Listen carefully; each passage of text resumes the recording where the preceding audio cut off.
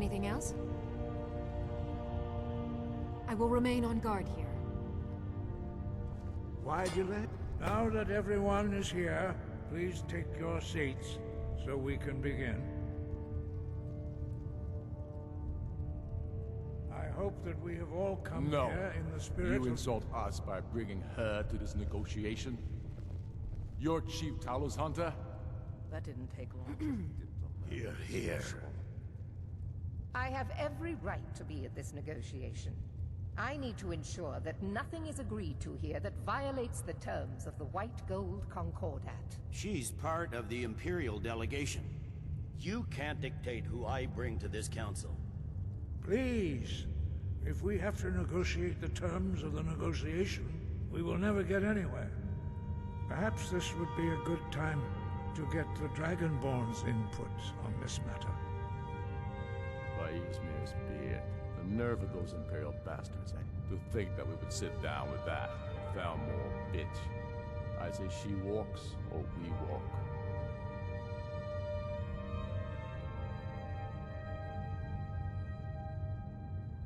Maybe so, but bringing her here is a deliberate provocation. We need to show Tullius we won't be pushed around.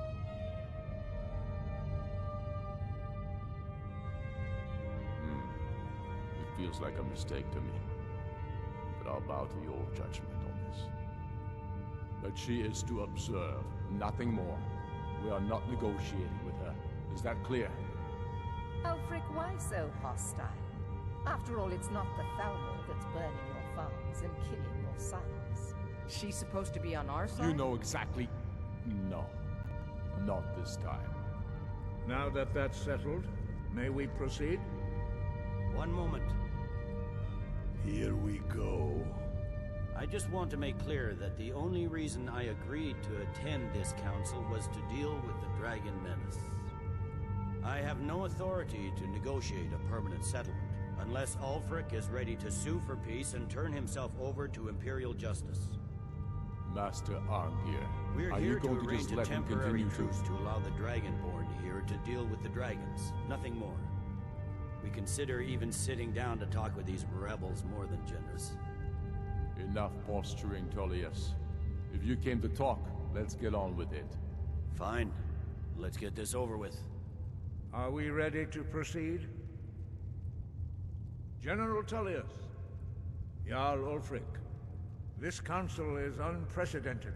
We are gathered here at the Dragonborn's request. I ask that you all respect the spirit of High Hrothgar, and do your best to begin the process of achieving a lasting peace in Skyrim. Who would like to open the negotiations? Our terms are simple. Riften must be returned to Imperial control. That's our price for agreeing to a truce. By Talos, the stone's on this one. You're in no position to dictate terms to us, Tullius. That's quite an opening demand, Tullius. Ulfric, you can't be taking this demand seriously. We can hold Riften against anything the Empire can throw at it. Besides, Jarl Mela will never agree. We will do whatever I decide is in the best interests of Skyrim. Are we clear? Yes, my lord. Come on, Tullius. You can't seriously expect us to just hand over Riften at the negotiating table. You haven't been able to take it back yet. Why should we give it up now? I am sure General Tullius does not expect something for nothing. Of course not.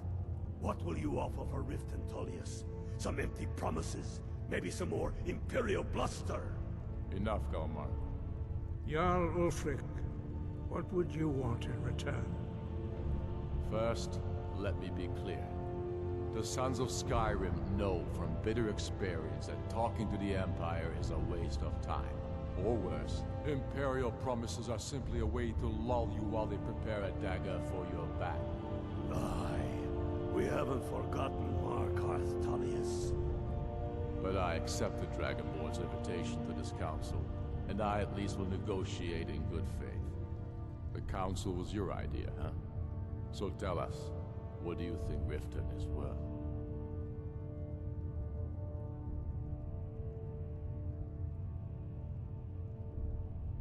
In exchange for Riften, the jewel of Skyrim? Hardly. How about the Reach? Gaining control of the silver mines would be invaluable.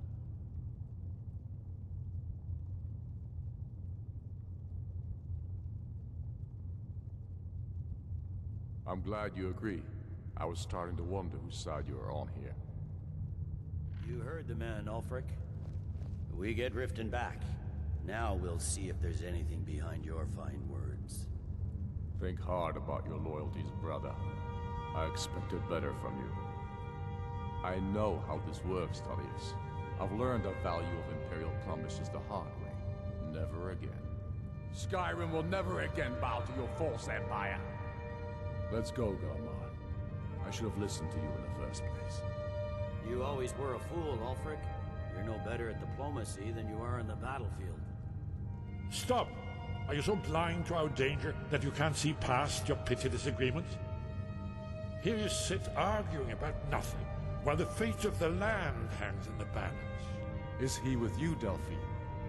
If so, I advise you to tell him to watch his tongue. He is with me. And I advise you both to listen to what he has to say before you do anything rash. Don't you understand the danger? Don't you understand what the return of the dragons means? Alduin has returned, the World Eater. Even now he devours the souls of your fallen comrades. He grows more powerful with every soldier slain in your pointless war. Can you not put aside your hatred for even one moment in the face of this mortal danger? A very pretty speech. But what does Shut it have up. to do with the... If he's right about Alduin, we both have just as much to lose here, Tullius. Remember that. Now, back to the matter at hand. You know as well as I do that we can't hand over Riften on these terms. I'm sure you have something in mind. Damn right we do.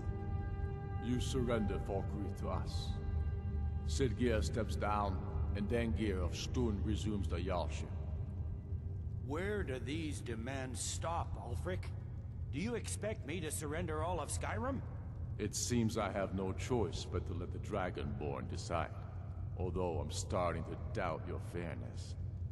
What say you, Dragonborn?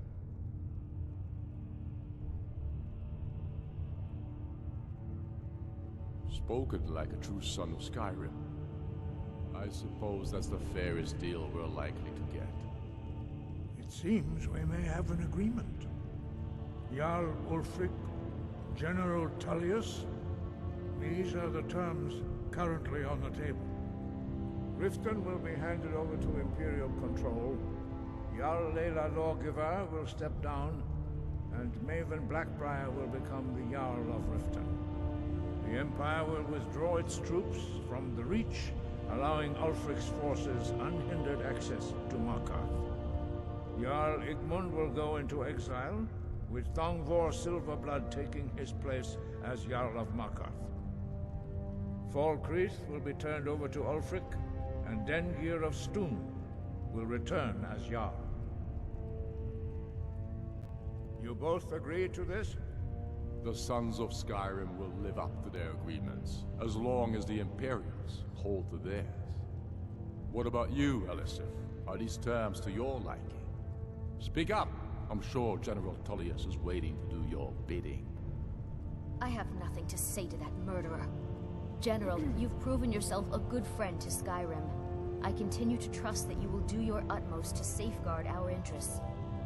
Thank you, Jarl Elisif. I appreciate your loyalty. The Empire can live with these terms, yes, for a temporary truce, until the Dragon Menace is dealt with. After that, Ulfric, there will be a reckoning. Count on it.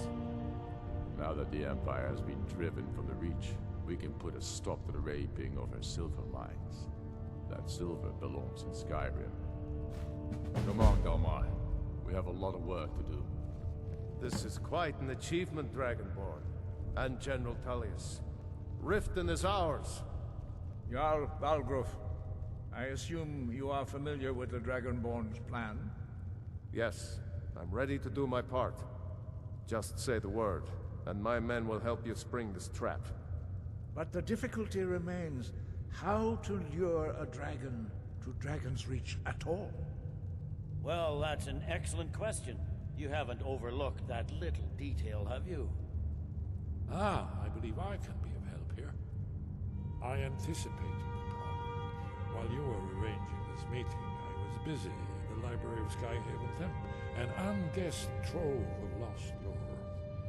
But the important thing is that the Blades recorded many of the names of dragons they slew. Cross-referencing this with Delphine's map of dragon burial sites, I believe I've identified one of the dragons that Alduin has raised up. Don't you see? The names of dragons are always 3 words of power, shouts. By calling the dragon with a voice, he will hear you wherever he might be. He's not compelled to, but dragons are prideful by nature and loath to refuse a challenge. Your voice in particular is likely to intrigue this dragon after your victory over Alduin. I think it's very likely that he will be unable to resist investigating your call. Ah, indeed. I'm no master of the voice, like these worthy gentlemen, but it is written here in the scroll. Dovahkiin, winged snow hunter, as I read it.